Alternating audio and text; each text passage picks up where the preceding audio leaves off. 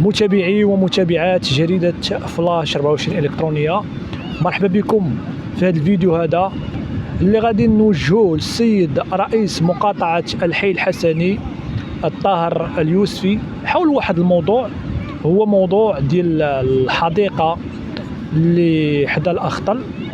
كاين واحد المقترح علاش لا يعني ما ياخذوش به.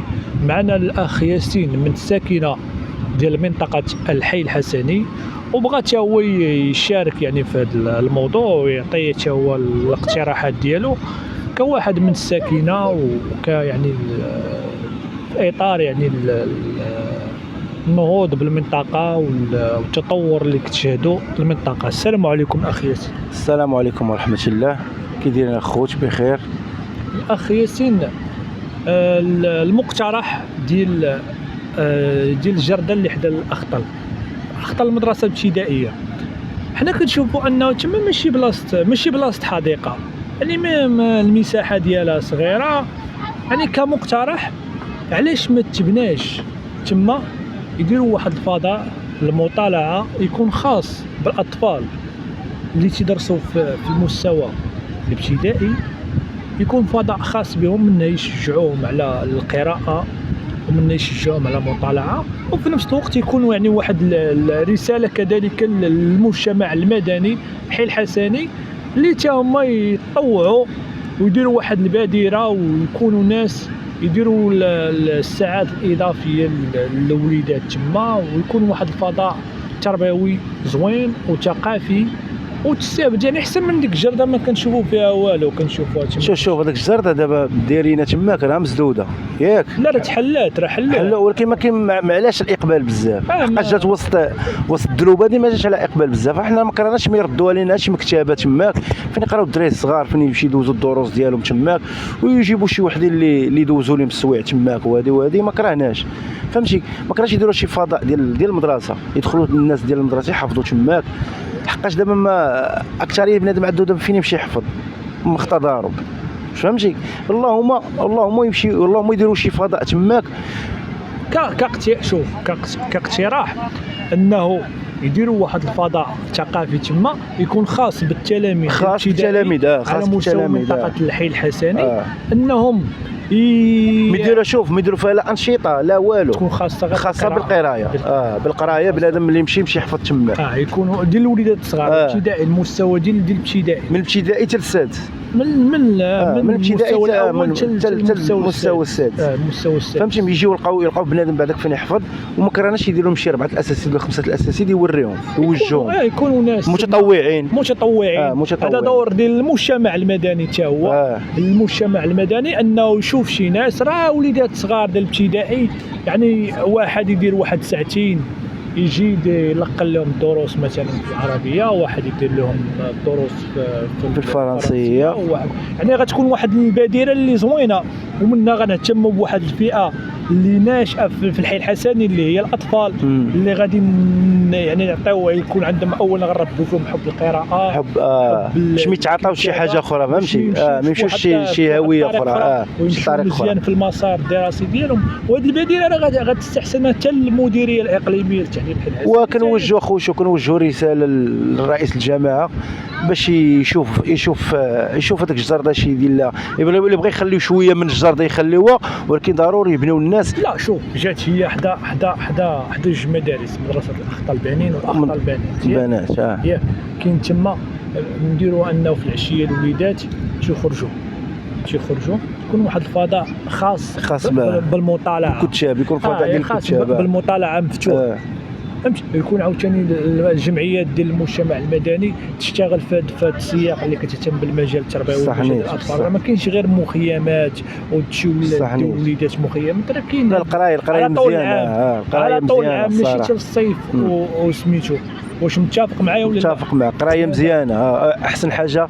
شوف غتربي واحد الجيل انه في الحي الحسني غدير لهم واحد الفضاء ثقافي فين يطالعوا، فين فهمتي فين يمشيو، فين يطلعوا الدروس ديالهم، فين الامهات ديالهم كاع يعني في عوض غيبقاو يمشيو مثلا ساعات اضافيه يمشيو يديروها في بلايص مجهولين وهادي. كاين فضاء تما، الناس مشرفين، يكونوا الناس مشرفين على داك الفضاء، يكونوا الناس ديال المجتمع المدني اللي عندهم ماشي تهتم بالطفل وكتهتم بالثقافه والتربيه، انهم يشوفوا هذوك الوليدات يواكبوهم وتكون واحد البادره، وعلاش لا يعني تكون انطلاقه ديال واحد المشاريع الثقافيه على مستوى المنطقه. ومن هذاك الجيل ديال الحي الحسني اننا غنكونوا واحد الجيل زوين، ونكونوا واحد الناس زوينين، ونقضيو على بزاف الظواهر. ان التعليم في الصغر كنقش على الحجر، الا شديتي واحد صحيح ودرتي ليه واحد البروغرام في الحياه ديالو، ربيتيه على القرايه، عنده واحد الفضاء ديال المطالعه. ماشي حنا الرياضه مزيانه حتى هي، ملاعب الكور الى اخره، لا من يسالي بنادم من يسالي من الدراسه ديالو كيمشي، ماشي القرايه ضروري يسالي من القرايه يمشي ولكن خاص حتى هذا الجانب هذا يشوفوا من جميع الجوانب. حنا شفنا يعني غادي في واحد الاهتمام بالمجال الرياضي وبالمجال الثقافي، غادي بواحد السياق مزيان، بعد سياق زوين ما لا ينكره الا جاحد، ولكن خاص مضاعفه الجهود. صح نيت تماما. يعني حنا ابناء المنطقه كساكنه ولا يعني كمنبر اعلامي، اننا يعني كنحاولوا نعطيو حنا اقتراحات ديالنا، حنا كشريك يعني في الاصلاح وفي التطور، اننا كننبهوا نقترحوا بزاف د الحوايج يعني اللي غيعودوا بالنفع على المنطقه. وهذه رساله للسيد رئيس مقاطعه الحي الحسني والناس اللي من يهمهم الامر، وكذلك رساله للمجتمع المدني، الجمعيات اللي كتهتم بالوليدات. ما كاينش غير الصيف مخيم كذا، نشوفوا هذه البادره، نشوفوا مقترحات. خص يكون عندنا دار كتشوه، فهمتي؟ ضروري دار الكتاب، لا باش بنادم يمشي يقرا تماك وكل شيء. تكون غير واحد الفضاء ديال المطالعه، ويداروا واحد الانشطه ثقافيه، مسابقات، المدارس يكونوا على مسابقات على مدار بحال الكشافه بحال الشكل ديال ولكن تكون هذه حتى الكشافه اللي كانت شحال هذه تكون هذه بواحد الطريقه اخرى، يعني يتشارك فيها حتى المديريه الاقليميه ديال التعليم ديال الحي الحسني، تكون خاصه بالابتدائي. علاش؟ حيت انا غنربيو واحد الروح ديال المنافسه على القراءه، تكون يعني كيتقاموا فيها واحد المسابقات كل شهر بين مدرسه ومدرسه، وتبقى التنافسيه على طول العام. غادي نربحوا بزاف د الحوايج، غنربحوا ان الاطفال غيبغيو يشاركوا فيها، يزاولوا انهم مدرستهم تفوز وتصنف هي الفائزه الى اخره، وغيكون واحد يعني الاستثمار، كيكون واحد الاجتهاد، تكون عندك بحال واحد الاجتهاد بواحد الطريقه اللي زوينه. الا كتوصل حتى توصل الميساج، ما كدير حتى تماك عندك كتوصل واحد الميساج للمدن كاملين، كلشي يبغي يدير نفس الفكره. تمام فهمتي؟ وهذه رساله ان ديك الجرده ما لا يقال والو، ما مسدود داك الفضاء تما، ما كيجيش ليه بنادم بزاف، حقاش عندهم فين يمشيو. كاين جرد كاين عندهم فين يمشيو فيها العاب اما كتريح دابا تريح تماك هذيك الجرده، خصوصا بالليل شكون غتجمع لك؟ راه غتجمع لك. هذا موضوع شوف، هذا موضوع اخر. حنا السياق ديالنا هو ان كمقترح ان هذيك المؤسسه ان علاش لا ما دارش شويه يعني هذيك البلاصه تحيد هذيك الجرده ودار فيها واحد الفضاء ثقافي للوليدات، يديروا لهم كتب، يديروا لهم يعني ناس من المجتمع المدني تولي تنظم يعني واحد المسابقات كل شهر بين المدارس والمؤسسات، يكون فيها اسئله ثقافيه ويكون تنويع. هنا غادي نساهموا في خلق واحد الجيل يعني الابتدائي راه اهم مرحله في الدراسه. يعني الا كونا واحد الناس عندهم واحد الروح المنافسه فاش في القرايه، في الاجتهاد بين مؤسسه ومؤسسه، يعني غادي تكون مكسب للمنطقه ومكسب كذلك باش الوليدات يطلعوا مثقفين من يطلعوا عندهم ديك الروح، يطلعوا واعيين، يطلعوا واعيين، يطلعوا واعيين، ويعود بالنفع على المنطقه ككل.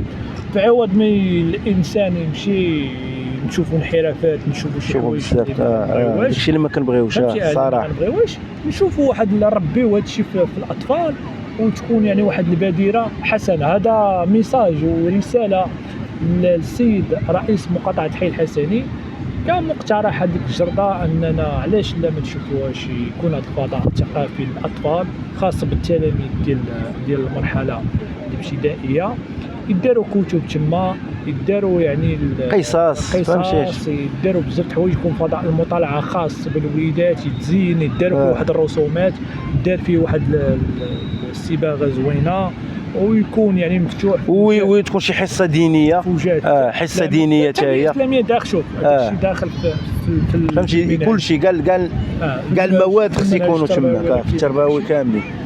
سمعتي يعني انهم نشوفوا يعني مثل هذه المبادرات اللي غتكون زوينه، وكذلك تنخرط حتى المديريه الاقليميه للتعليم ديال الحي الحسني حتى هي غتبغي هذا الشيء، وتكون حتى هي يعني واقفه على شغلها، يكون خاص بالتلاميذ الابتدائي. وعلاش لا يتعمم على بزاف المناطق في الحي الحسني. اي بلاصه شفناها على مستوى تراب مقاطعه الحي الحسني انها ما لايقه له والو، يدير فيها واحد الاستثمار ونجمعوا دوك الوليدات ديال الابتدائي ونديروا لهم واحد الفضاءات زوينه، ونشجعوا المعرفه ونشجعوا العلم، لان الوليدات راه مكسب كبير هذوك، وهما رجال الغد وهما رجال المستقبل.